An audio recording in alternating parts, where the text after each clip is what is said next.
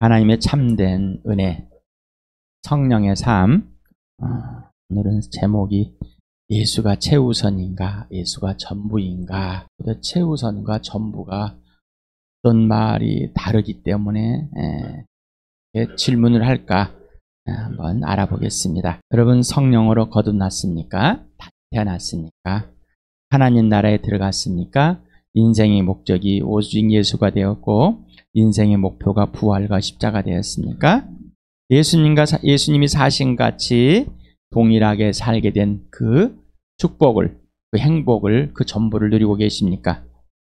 여러분, 하늘의 신분이 되었습니까? 하늘의 신분을 가진 자는 하늘의 양식을 먹는 자입니다. 예수 그리스도의 양식을 여러분을 먹고 있습니까? 하나님과의 온전한 사랑의 관계와 질서가 회복이 되었습니까? 인생의 문제가 해결되어서 영원한 생명을 가지고 있습니까? 요한복음 4장 34절 오늘도 같이 읽겠습니다. 시작. 예수께서 그들에게 말씀하셨다. 나의 양식은 나를 보내신 분의 뜻을 행하고 그분의 일을 이루는 것이다. 예수를 믿는 이유는 인생의 문제가 해결되는 겁니다. 내 인생의 문제가 무엇인지 알지 못했는데 내 인생의 문제는 바로 영원한 생명, 바로 하나님 아버지와 화해되는 겁니다. 예수와 동일한 삶을 사는 겁니다. 인생의 문제가 해결된 것은 곧 예수님과 동일한 삶을 살게 된 그 신분과 가치관과 말과 행동이 예수님과 같은 삶을 살 수 있도록 돼버렸다는 것입니다. 따라서 예수의 양식을 그대로 행합니다. 아버지의 뜻을 행하는 거고 아버지를 이루는 것입니다. 이게 예수를 믿는 겁니다. 성령으로 태어난 사람은 예수가 주인입니다. 모든 삶의 전부가 된 겁니까? 아니면 최우선입니까? 최우선은 다른 선택지들 중에서 내가 예수를 선택하는 겁니다. 전부는 예수가, 정말 예수님이 모든 것 돼버렸습니다. 그래서 나에게는 선택지가 없습니다. 오직 예수님의 지시대로 말하고 행하는 겁니다. 바로 예수 중심이 되는 겁니다. 최우선은 나 중심입니다. 내가 어떤 것을 선택할 수 있는데 예수님을 선택했다는 나의 자랑일 뿐입니다. 여러분 어떻습니까? 예수님이 주인이 맞습니까? 입으로 주여 주여 하는 자는 다 하나님 나라에 들어갈 수 없다. 이렇게 말씀하신 것은 바로 예수를 최우선으로 선택했기 때문입니다. 그것은 내가 선택하기 때문입니다. 내가 예수를 선택하는 것이 아니라 예수님 나를 선택하셔서 하나님께 인도하셨습니다. 하나님의 구원, 죽음의 생명으로 옮겨놓은, 심판에서 구원으로 옮겨놓은 이 놀라운 사실은 하나님의 은혜라고 그랬습니다. 전적으로 하나님의 선물입니다. 하나님의 행하십니다. 하나님의 전부입니다. 그래서 여러분 영원한 생명을 했습니까? 인생의 문제가 해서 예수님이 주인 되었습니까? 여러분 구원받았습니까? 이 말은 예수님이 전부가 되셨습니까? 라는 말. 예수님이 전부가 되었습니까? 예수를 믿으십니까? 이 말은 예수님이 전부입니까? 라는 것. 그 어떤 선택지들 중에서 예수를 선택한 것이 아니라 예수님이 전부가 된 겁니다. 하나님이 모든 것 되는 겁니다. 전부가 된 겁니다. 그러면 이 땅의 삶 속에서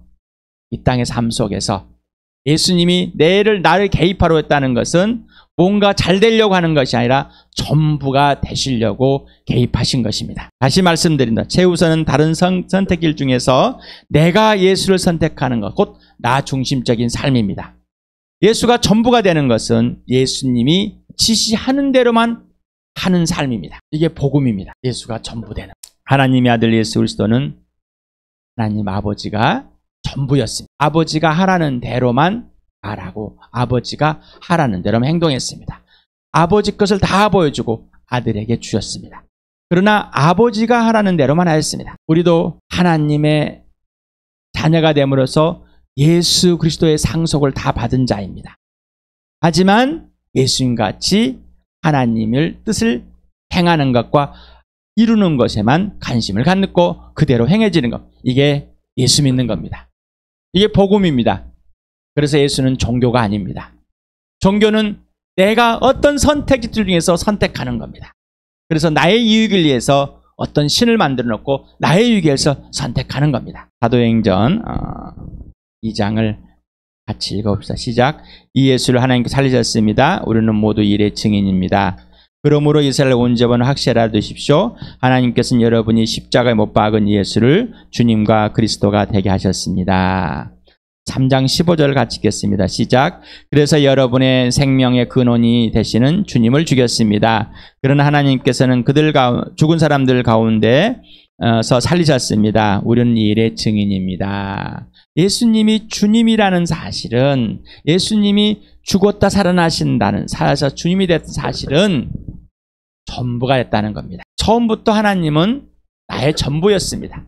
모든 사람의 전부였는데 사단에 속아가지고 내가 하나님을 선택할 수 있다고 착각에 만들어버렸습니다. 로마서 1장 4절 같이 읽겠습니다. 시작. 성령은 죽은 사람들 가운데서 부활하심을 나타내신 권능으로 하나님의 아들로 확정되신 분이십니다. 그는 곧 우리 주 예수 그리스도이십니다. 죽은 사람들 가운데 살리셔서 그 부활로 하나님의 아들이 확정돼 바로 그분이 나의 주님이십니다. 나의 구원이십니다. 나의 통치자 왕이십니다. 나의 하나님이십니다. 주인은 예수님을 주로 믿는 사실, 주인으로 믿는 것은 바로 예수님이 전부라는 겁니다. 내가 모든 삶에서 내가 어떤 걸 선택할 때 예수님께 물어보고 예수님이 선택하라고 하는 게 아니라 예수 자체가 전부입니다. 그러니 예수님이 지시하는 그대로 행해지는 겁니다. 로마서 14장 9절 8절을 같이 읽겠습니다. 시작. 그리스도께 죽으셨다 살아나신 것은 죽은 사람에게도 산 사람에게 다 주님이 되시려는 것이었습니다. 우리는 살아도 주님을 위하여 살고 죽어도 주님을 위하여 죽습니다. 그러므로 우리는 살든지 죽든지 주님의 것입니다. 예수님이 죽은 사람들 가운데 살으신 이유는 죽은 자나 산 자에게 전부가 되는 겁니다. 주인이란 전부라는 것이라. 다시 말씀드립니다. 주인은 전부입니다. 전부가 되지 않는다면 그분은 주인이 아닙니다. 내가 이용할 대상이지, 내가 나의 만족을 위해서, 유익을 위해서 주인으로 세웠다가 치웠다가 주인으로 세웠다가 치웠다는 내 중심적인 삶인 것입니다. 살아도 주님을 위해 살고 죽어도 주님을 위해 죽습니다. 그러므로는 살든지 죽든지 주님의 것입니다. 주님의 것이 되었다는 것은 예수님이 전부가 됐다는 것입니다. 로마서 10장 9절 같이 읽겠습니다. 시작. 당신이 만일 예수는 주님이라고 입으로 고백하고 하나님께 그를 죽은 사람들 가운데 살리신 것을 마음으로 믿으면 구원을 얻을 것입니다. 우리는 성령으로 거듭났다는 사실은 성령께서 이 예수를 죽은 사람들 가운데 살려내서 이 예수를 나무에 달려 내 죄 때문에 죽게 하신 이 예수를 우리에게 믿게 해주시고 영접하게 해서 그 예수님이 내 안에 주인으로 영접한, 그래서 입으로 예수님은 주인이십니다. 그 예수가 누구냐? 하나님께서 죽은 사람들 가운데 살려내신 분이다. 예수가 부활하신 분이다. 이분이 내 주인님이다라는 것. 예수가 죽은 사람들 가운데서 부활하여서 나의 모든 것 되셨습니다. 전부가 되었습니다. 예수는 최우선이 아닙니다. 내가 선택할 존재가 아니라 예수님이 나를 선택하셨고 예수님이 나에게 모든 것 되시고 전부가 되어주신 분이십니다. 요한일서 1장 같이 읽어보겠습니다. 시작. 그러나 그를 맞아들인 사람들 곧 그 이름을 믿는 사람들에게는 하나님의 자녀가 되는 특권을 주었습니다. 이들은 혈통에서나 육정에서나 사람의 뜻 나지 아니하고 하나님의 났습니다. 여러분, 아직도 종교적인 가치관을 가지고 부모가 믿기 때문에 우리도 하나님의 자녀가 되었습니다라고 우기고 있습니까? 그러면 이 말씀을 없애버리시길 바랍니다. 하나님에게서만 나는 것이지 혈통도 아닙니다. 육정도 아닙니다. 사람의 뜻도 아닙니다. 하나님의 아들을 주님으로, 창조주 하나님으로 모든 것 전부로 믿는 사람만이 자녀가 되는 특권을 줬다는 것입니다. 여러분 하나님의 자녀가 되었습니까? 하나님께서 여러분을 자녀라고 칭하십니까? 스스로가 자녀가 되었다고 우기고 있습니까? 누가복음을 같이 읽어보겠습니다. 시작. 예수께서 눈을 들어 부자들이 헌금 넣는 것을 보시고 또 어떤 가난한 과부가 거기에 랩돈 2닙을 넣는 것을 보셨다.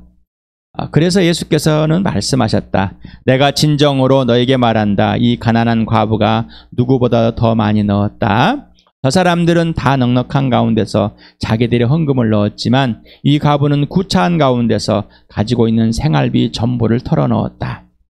몇몇 사람들이 성전을 가리켜서 아름다운 돌과 봉헌물로 꾸며놨다고 말들을 하니 예수께서 말씀하셨다.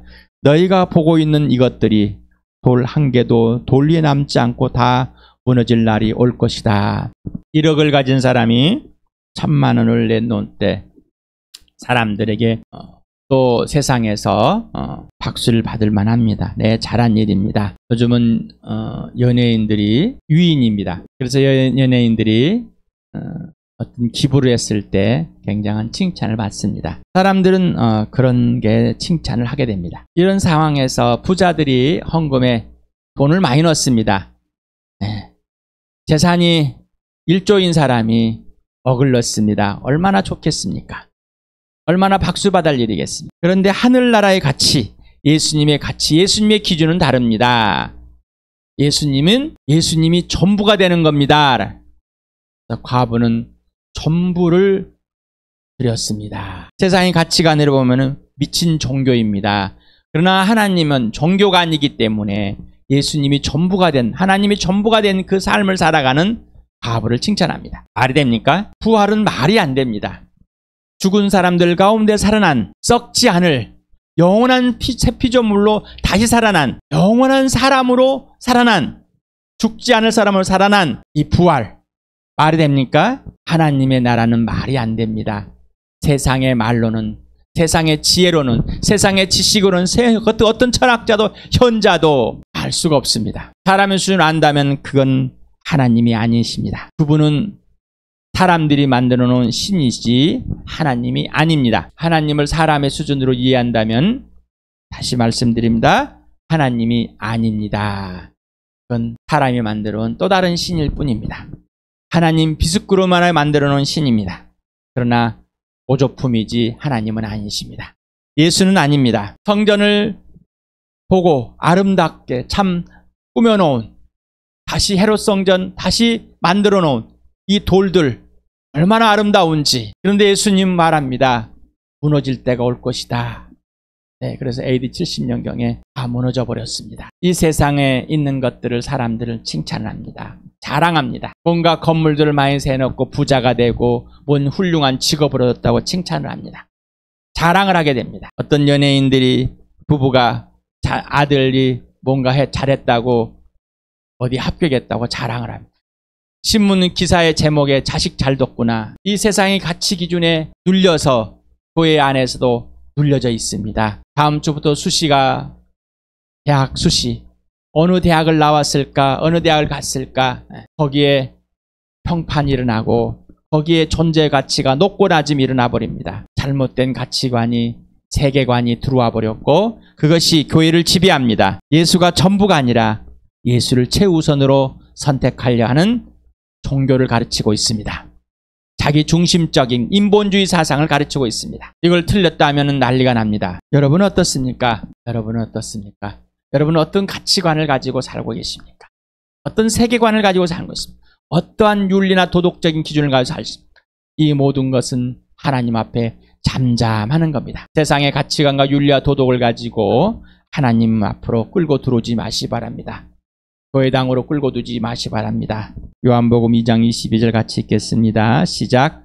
제자들은 예수께서 죽은 사람들 가운데 살아나신 뒤에야 그가 말씀하신 것을 기억하고서 성경 말씀과 예수께서 하신 말씀을 믿게 되었다. 이 앞절에 보면은 성전이 무너질 것이다. 그러나 사흘에 다시 세울 것이다. 사람들이 무슨 뚱딴이 같은 소리 하고 있는, 진짜 성전은 오직 예수 그리스도뿐이다라는 사실. 사람들로 꾸며놓은 성전을 성전이라고 우기고 있습니다. 교회당을 세워놓고 돌 위에 돌아남지 않고 다 불타버릴 것들을 세워놓고 하나님께서 성전으로 살면서 여기 하나님이 계시다라고 똑같이 다시 구약으로 돌아 이스라엘 백성같이 삶을 살려고 합니다. 진짜 예수가, 진짜 하나님의 아들이 그러진 않으셨습니다. 성령으로 태어난 사람들은, 하나님의 하늘로부터 태어난 사람들은, 하나님 말씀으로 태어난 사람들은 그럴 수가 없습니다. 왜? 성령의 지배하고 있기 때문에. 성령이 그렇게 살도록 내버려두지 않습니다. 예수께 속한 사람은 예수가 지켜주십니다. 절대로 그렇게 내버려두지 않습니다. 하나님, 우리 안에서 이 모든 것이 이루어졌고 하나님께서 우리에게 요만하게 하시고 활동하시면서 하나님의 놀라운 일들을 시행하고 계십니다. 이루고 계십니다. 당신은 거듭났습니까? 당신은 예수님을 주님으로 모셨습니다. 당신은 구원을 받았으니까 당신은 죽음에서 생명으로, 심판에서 구원으로 완전히 옮겨진 사람이십니까? 죄에서 의로 완전히 바뀌셨습니까? 오직 예수님만 기쁨이 되시고 오르시고 예수님만 행복이십니까? 이게 복음입니다. 나머지 것들은 있을 수도 있고 없을 수도 있습니다. 여러분 고난에 동참하였습니까? 불행하십니까? 여러분 병들었습니까? 불행하십니까? 거짓말입니다. 하나님이 전부입니다. 오늘 여러분의 죽음이 기쁨이십니까? 이 땅에서 잠깐 사는 인생인데 누구를 위해 삽니까? 예수님이 전부가 되어 쓴 것은 바로 여러분이 너를 위해 살도록 하신 겁니다. 그래서 죽어도 주를 위해, 살아도 주를 위해, 죽든지 살든지 예수님을 위해 살도록 우리를 하나님께서 다시 빚어놨습니다. 새롭게 태어나게 했습니다. 거듭나게 했습니다. 성령으로 태어난 삶입니다. 성령을 거절할 수 없습니다. 성령을 거절한다는 것은 성령과 적대적 관계에서, 다시 말하면 다시 태어난 삶이 아니라 옛사람을 살아가는 겁니다. 이건 복음이 아니라 종교입니다. 질문합니다. 당신은 예수님이 최우선입니까? 전부가 되었습니까? 최우선은 나 중심의 삶이고 전부인 것은 예수 중심의 삶입니다. 예수가 전부인 겁니다. 내가 예수를 선택한 것이 아니라 예수님이 나를 택하셔서 예수님이 실행하고 계십니다. 예수님이 말하라는 것만 말하고 행하라는 것만 행하는, 구하라는 것 구하는 그런 복된 삶을 얻게 되었습니다. 이게 바로 새 사람이고 새 피조물이고 하나님의 나라의 사람이고 하나님의 자녀입니다. 예수님이 동생이 됐습니다. 이게 바로 교회입니다. 이게 복음이고 기쁜 소식이고 아름다운 소식입니다. 이 복을 마음껏 누리시길 바랍니다.